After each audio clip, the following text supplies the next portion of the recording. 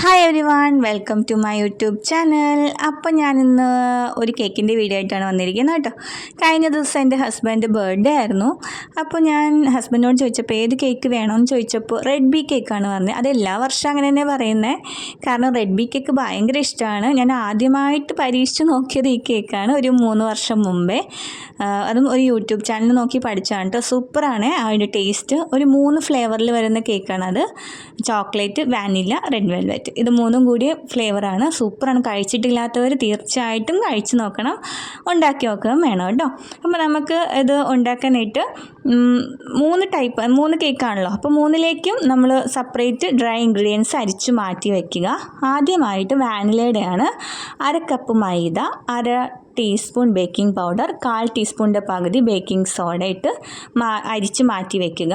ഇത് ചോക്ലേറ്റിൻ്റെയാണ് ഈ കാണിക്കുന്നത്. 1 cup maida, 1/2 teaspoon baking powder, 1/4 ടീസ്പൂണിൻ്റെ പകുതി baking soda, 2 tablespoon cocoa powder, അതും കൂടെ ഇട്ട് കൊക്കോ പൗഡറും ഇട്ട് ചോക്ലേറ്റിനെ മാറ്റി വയ്ക്കുക. ഇത് red വെൽവെറ്റിൻ്റെയാണ്. 1 cup maida, 1/2 teaspoon baking powder, 1/4 ടീസ്പൂണിൻ്റെ പകുതി ബേക്കിംഗ് സോഡ, പിന്നെ 1 ടീസ്പൂൺ കൊക്കോ പൗഡർ ചേർക്കുന്നുണ്ട്.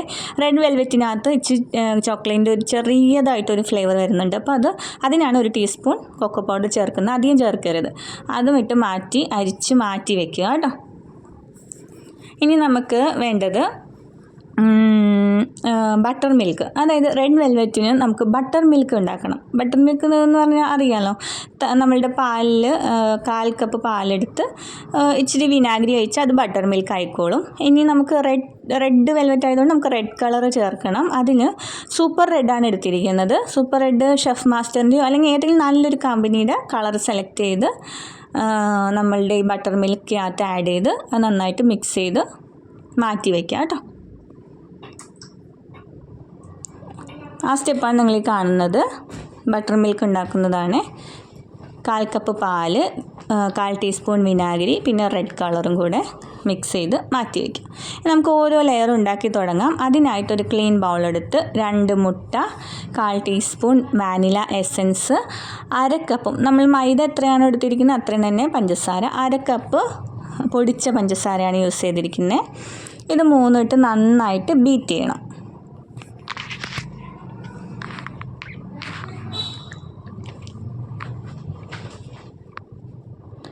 അപ്പോൾ ബീറ്റ് ചെയ്തതിന് ശേഷം നമ്മളുടെ ഡ്രൈ ഇൻഗ്രീഡിയൻസ്, വാനിലയുടെ ഡ്രൈ ഇൻഗ്രീഡിയൻസ് ഉണ്ടല്ലോ നമ്മൾ അരിച്ച് വെച്ചത്, അത് ആഡ് ചെയ്യുക കേട്ടോ. അത് ആഡ് ചെയ്ത് നമ്മളുടെ സ്പാച്ചുല ഉപയോഗിച്ച് പതുക്കനെ കട്ട് ആൻഡ് ഫോൾഡ് മെത്തേഡിൽ മിക്സ് ചെയ്യുക. ഇനി കട്ടയൊന്നും വരാതിരിക്കാൻ നമ്മൾ ഇതിനകത്ത് പാല് ചേർക്കുന്നുണ്ട്. 2 ടീസ്പൂൺ മാത്രം പാല് ചേർക്കുക കേട്ടോ. പാല് ചേർത്ത് മിക്സ് ചെയ്യുക.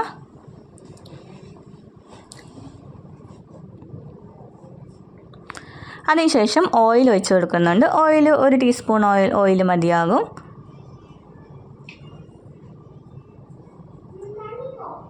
എന്നിട്ട് ഓയിൽ ഒഴിച്ച് നമ്മൾ മിക്സ് ചെയ്യുക കേട്ടോ. ഇനി ഞാനിവിടെ എടുക്കുന്നത് റൗണ്ട് കേക്ക് ടിന്നാണ്. 10 ഇഞ്ചിൻ്റെ കേക്ക് ടിന്. ഞാൻ 2 കിലോയുടെ റെഡ് ബി കേക്കാണ് ഉണ്ടാക്കുന്നത് കേട്ടോ. അപ്പോൾ ഓരോ കേക്കും ഞാൻ അര കപ്പാണ് വെച്ചിരിക്കുന്നത്. അപ്പോൾ പിന്നെ നമ്മൾ ഫ്രോസ്റ്റൊക്കെ ചെയ്ത് വരുമ്പോഴത്തേക്ക് അത് 2 കിലോ ആയിക്കോളും. 1.5 kg ആണ് ഇപ്പോൾ നമ്മൾ ഉണ്ടാക്കുന്നത്. അതിൽ പക്ഷേ ഫ്രോസ്റ്റിങ് വരുമ്പോൾ 2 kg ആയിരിക്കോളും. അപ്പോൾ നമ്മളുടെ വാനിലയുടെ ബാറ്റർ ഒഴിച്ചു എയർ ബബിളൊക്കെ പോകാൻ വേണ്ടി നമ്മളൊന്ന് ടാപ്പ് ചെയ്ത് കൊടുക്കുക. എന്നിട്ട് ഞാനത് ഓവനിൽ വെച്ചിട്ടുണ്ട്. ഇനി നമുക്ക് രണ്ടാമത്തെ ലെയർ ഉണ്ടാക്കാം, ചോക്ലേറ്റ് കേക്ക്. അതിനായിട്ട് ബൗളിൽ 2 മുട്ട, 1/2 കപ്പ് പഞ്ചസാര, 1/4 ടീസ്പൂൺ വാനില എസൻസും കൂടെ നന്നായിട്ട് സെയിം പ്രൊസീജിയർ തന്നെ ബീറ്റ് ചെയ്തെടുക്കുക കേട്ടോ. എന്നിട്ട് നമ്മളുടെ ചോക്ലേറ്റിൻ്റെ ഡ്രൈ ഇൻഗ്രീഡിയൻസ് മാറ്റി വെച്ചിരിക്കുന്നത് ഇതിലേക്കിട്ട് മിക്സ് ചെയ്യുക. പിന്നെ നേരത്തെ സെയിം സ്റ്റെപ്പ് തന്നെ, ഒരു മാറ്റമില്ല. 2 ടീസ്പൂൺ പാലും 1 ടീസ്പൂൺ ഓയിലും, 1-1.5 ടീസ്പൂൺ ഓയിൽ ഒഴിക്കാം നമ്മളുടെ ഒരു ഇതനുസരിച്ച് കേട്ടോ, ആവശ്യമനുസരിച്ച് ഓയിലൊഴിച്ച് ഒന്ന് മിക്സ് ചെയ്യുക. എന്നിട്ട് സെയിം കേക്ക് ടിന് ഇതിനോടകം നമ്മളുടെ ബേക്കായിട്ടുണ്ട്, കാരണം അത് പെട്ടെന്ന് ബേക്കായി കിട്ടും. കാരണം വലിയ റൗണ്ട് ടിന്നിലാണല്ലോ നമ്മൾ ബേക്ക് ചെയ്യുന്നത്. അപ്പോൾ ഒരു 15 മിനിറ്റ് കൊണ്ട് നമ്മളുടെ വാനില കേക്ക് റെഡി ആയിട്ടുണ്ട്. അത് ചൂടാറിയതിന് ശേഷം നമ്മൾ ആ കേക്ക് ടിന്നിൽ നിന്ന് എടുത്ത് മാറ്റി വയ്ക്കുക. എന്നിട്ട് ഈ കേക്ക് ടിന്നിൽ തന്നെ ഈ ചോക്ലേറ്റിൻ്റെ ബാറ്റർ ഒഴിച്ച് ബേക്ക് ചെയ്യാൻ വെച്ചു. ഇത് 3rd ലെയർ റെഡ് വെൽവെറ്റ്. അതിൻ്റെ സെയിം പ്രൊസീജിയർ തന്നെ ഞാൻ പറയണ്ടല്ലോ.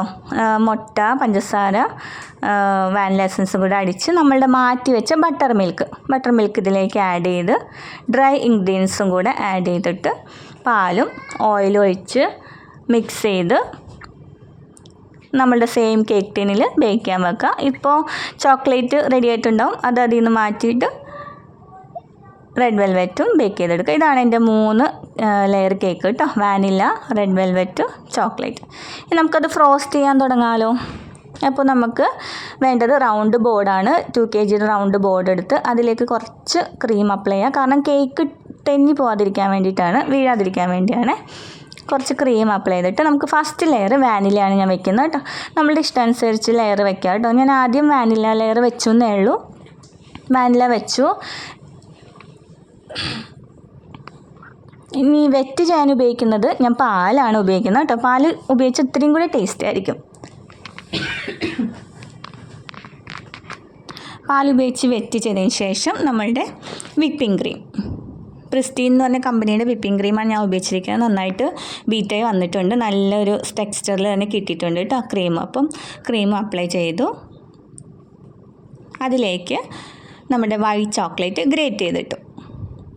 വൈറ്റ് ചോക്ലേറ്റ് ഗ്രേറ്റ് ചെയ്യുന്നതിന് പകരം വൈറ്റ് ചോക്ലേറ്റിൻ്റെ ഗനാഷയോ മിൽക്ക് മെയ്ഡോ എന്താണെന്ന് വെച്ചാൽ നമ്മളുടെ ഇഷ്ടത്തിന് ഫില്ലിംഗ് ഒക്കെ നമുക്ക് കൊടുക്കാവുന്നതാണ്. ഞാനിപ്പോൾ വൈറ്റ് ചോക്ലേറ്റ് വെറുതെ പ്ലെയിനായിട്ട് ഗ്രേറ്റ് ചെയ്തിട്ടു. ഇനി ചോക്ലേറ്റ് ലെയർ വെച്ചു, പാൽ വെച്ച് വെറ്റ് ചെയ്തു, ക്രീം അപ്ലൈ ചെയ്തു, ഡാർക്ക് ചോക്ലേറ്റ് ഗ്രേറ്റ് ചെയ്തിട്ടു. ഇനി 3rd ലെയർ റെഡ് വെൽവെറ്റ്, അതും വെച്ച് കൊടുത്തേ. അതും പാൽ വെച്ച് വെറ്റ് ചെയ്തു, ക്രീം അപ്ലൈ ചെയ്തു.